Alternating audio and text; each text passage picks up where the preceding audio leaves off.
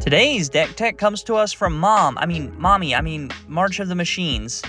Partners. Woo! Straight out of Kamigawa, it's Hidetsugu and Kairi, which I'm proposing for all mom partners they get celebrity couples names, so Hidetsugu or Hairi. Either way, Hidetsugu and Kairi are all about the top deck. We are looking to stack the top of our deck with big spells to maximize the drain on our opponents, as well as chain spells together to create massive loops of spells to really suck the life out of them. But before we jump on the drain train, be sure to like, comment, and subscribe. It goes a long way to supporting the channel, and with that out of the way, let's get into the deck I'm calling Sloppy Toppy. What did he say? Hidetsugu and Kairi are a 5-mana, 2 generic, 2 blue, 1 black, 5/4 legendary creature, ogre, demon, dragon that has flying and says, when Hidetsugu and Kairi enter the battlefield, draw 3 cards, then put any 2 cards from your hand on top of your library in any order. And when Hidetsugu and Kairi dies, exile the top card of your library. Target opponent loses life equal to its mana value. If it's an instant or sorcery card, you may cast it without paying its mana cost. This does everything we need it to do to set us up for perfect turns. Ponder when it comes in, and if we can get a death trigger before drawing again, we know what's going to be right on top of our library. The game plan is simple but elegant. Make copies of our commander. Each copy will have us manipulate the top cards of our library, which then, when the copy dies because of the legendary rule, we get to cast whatever we just stacked on top. This can lead to some crazy turns of stacking, copying spells, flipping them off the top to drain our opponents before getting to cast them for free and do it all over again. What makes this even better is that it doesn't have to be only the cards you draw. You can stack things from your hand on top of your library to cast them. So card draw and clones, a Demir specialty. While we don't have many creatures as we want to be casting spells and hitting creatures could slow us down, we do run a few. Viscera Seer.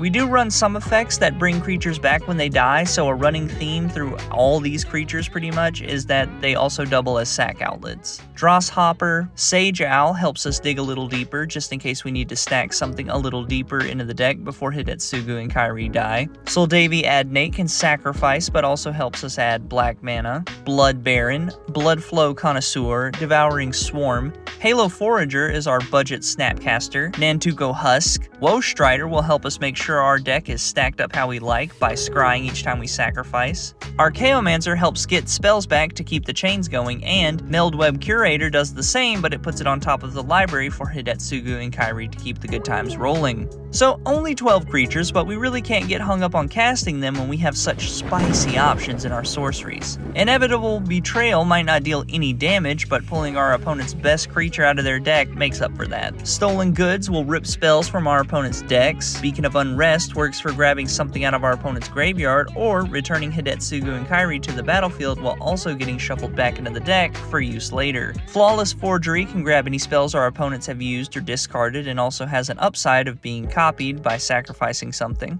Path of the Schemer can get us something useful from our opponents or bring back our commander, which we can continue certain loops. Razakast Right will search for any card from our deck we want, which we will probably use to stack our deck with the next Hidetsugu and Kairi trigger. Replication Technique, a perfect card even if you give our opponents a copy of something our commander is way more valuable to get 2 copies of.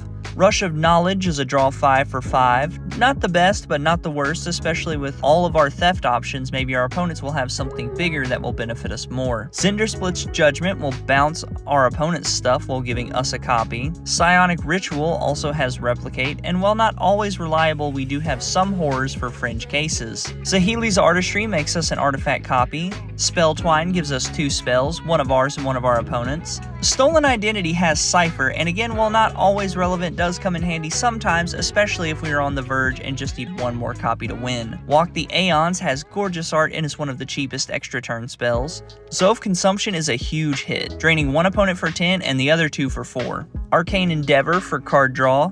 Breach the Multiverse to help our opponents get things into the graveyard, which we can then use. Necromantic Selection to keep the board from getting too out of control as well as card draw. Overflowing Insight is a great card because I like the art. Army of the Damned, Army in a Can. Sometimes just getting your opponents low enough works and you just gotta get your hands dirty with some combat damage. So uncivilized. Treasure Cruise may hit for 8, but we can usually cast it for just 1 blue. Connive Concoct, 9 mana and 2 relevant effects. Mnemonic Deluge is one of my favorite cards in the deck, doing a myriad of work to really bring games to a close. Profane Transfusion is great for swapping life totals around and making us a huge body. And Rags/Riches is just a massive bomb for 11. Even if you can't cast the Riches side, Rags will keep the board free of small creatures from gumming things up.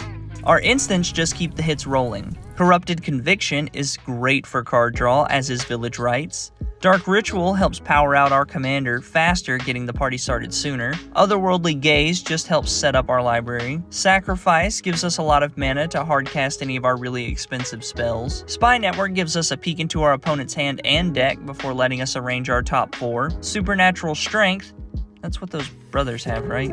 Undying Evil, where have I seen this before? Undying Malice, Abnormal Endurance, Demonic Gifts, Fake Your Own Death rounds out our reanimate effects for our commander. Negate, Reality Shift, Telling Time is just a way to shuffle around the top couple cards of your library. Faded Infatuation, great clone effect. Memory Plunder should help us get cards blue-black normally wouldn't have access to. Sea Double, a fantastic new addition for March of the Machine. Supplant Form, bounce your opponent's best thing and get a copy, or save your commander and get a copy. Either way, good card. Faded Return for more reanimation, Grave Endeavor, reanimation and drainage, and lastly, Dig Through Time works as a massive damage dealer and a way to dig deeper for better cards to keep our chains going. For artifacts, we only play 3, Wayfarer's Bauble, Darksteel Ingot, and Skyclave Relic, all for ramping.